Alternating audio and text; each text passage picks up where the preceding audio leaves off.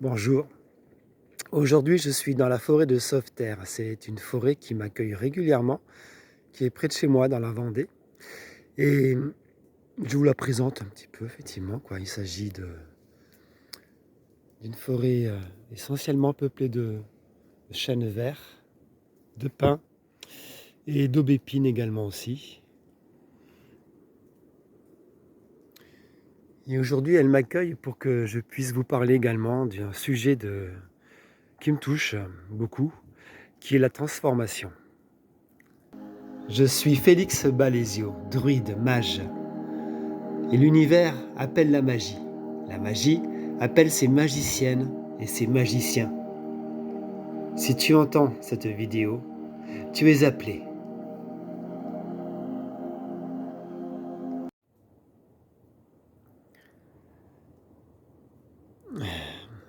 Merci aux esprits gardiens de cette forêt de nous accueillir afin de parler de ce sujet, donc de la transformation. La transformation est, à mon sens, et c'est ainsi que tous mes guides spirituels ou même terrestres m'ont enseigné, cette transformation, ce concept de transformation est en fait primordial pour tous les druides mages. Euh, c'est par là que commence en effet la conscience et l'entraînement et le pouvoir donc du coup d'être créateur, d'être un réel créateur, et c'est par là que donc on devient responsable également aussi de ce que nous sommes, de ce qui nous arrive, de ce qui peut arriver aussi autour de nous. C'est par là également que donc nous commençons à prendre conscience de notre pouvoir de création et de transformation. Donc la transformation, on l'associe donc dans la tradition druidique, mais à bien d'autres traditions également, à l'élément du feu. Le feu donc est un élément qui alchimise, qui transforme, comme on le sait, et qui nous permet de rentrer en action, qui nous permet de créer des chaos, de créer des actions en tout cas effectivement qui vont permettre le changement, qui vont permettre comme quelque chose de dépression, quoi, une création d'un vide à remplir, une création de jeter de l'ancien pour du neuf, quoi, pour on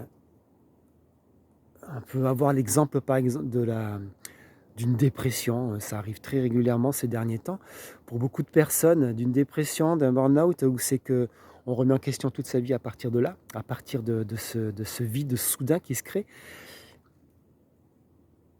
et qui, de ce chaos, naît en fait autre chose. Après, il n'est pas évident de sortir de ce chaos, j'en suis tout à fait conscient aussi également, tout le monde le vit. Et de sortir de ce chaos, donc il y a quelque chose qui se crée de neuf, de nouveau, qui fait partie de l'avenir. Et c'est à partir donc du coup de cet événement feu, quoi, que l'on renaît donc du coup de ces cendres, hein, et d'où la légende du phénix qui, qui va régulièrement brûler, qui va régulièrement donc se réduire en cendres et renaître de là. Mais à chaque fois qu'il renaît de ses cendres, comme le dit le proverbe ancien, tout ce qui ne nous tue pas nous rend toujours plus forts. Bien, mais c'est le cas du phénix également aussi, c'est le cas de toutes les personnes qui se transforment donc, du coup avec le feu et qui renaissent après.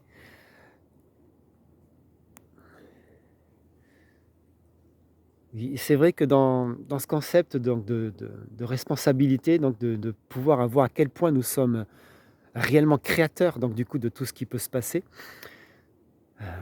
on peut voir également aussi qu'on peut transformer les situations. Des situations ou même des relations qu'on peut avoir autour de nous, autour de soi, quand tout à coup il y a une relation qui peut devenir tendue entre deux personnes, ou dans un groupe. Eh bien, quand on a conscience d'à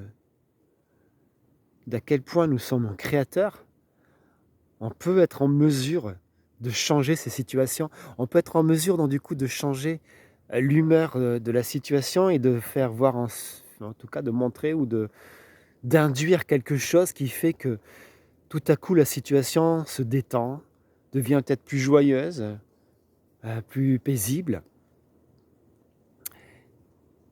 Et c'est par là donc du coup que chaque mage, chaque druide transforme vers la paix, vers l'harmonie, tout ce qui l'entoure.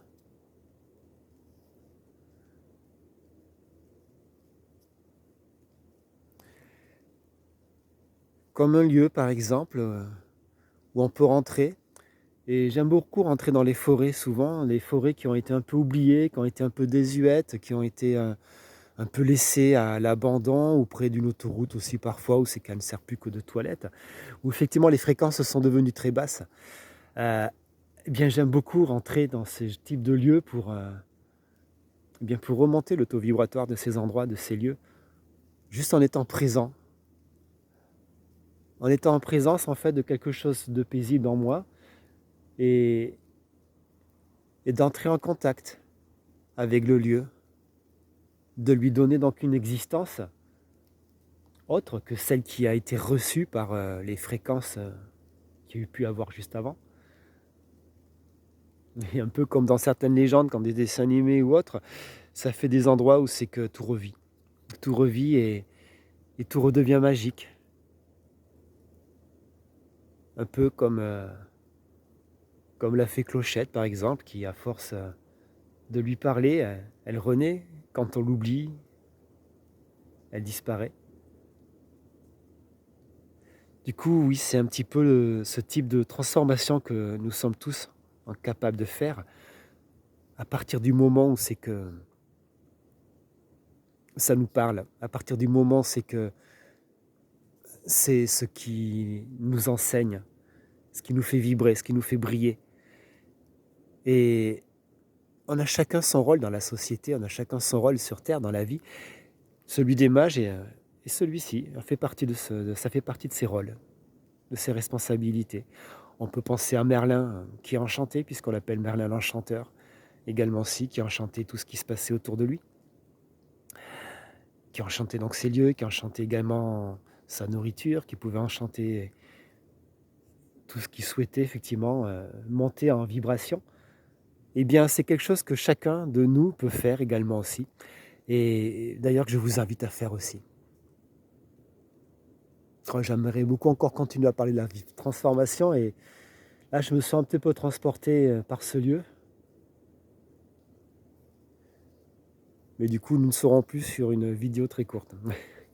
Je vous invite, si cette vidéo vous parle, à la commenter, à poser des commentaires pour qu'elle puisse jouer avec l'algorithme de YouTube et autres. Et également, si vous pouvez mettre des likes ou vous abonner à la chaîne YouTube aussi également. Merci à vous et je vous souhaite un bel enchantement.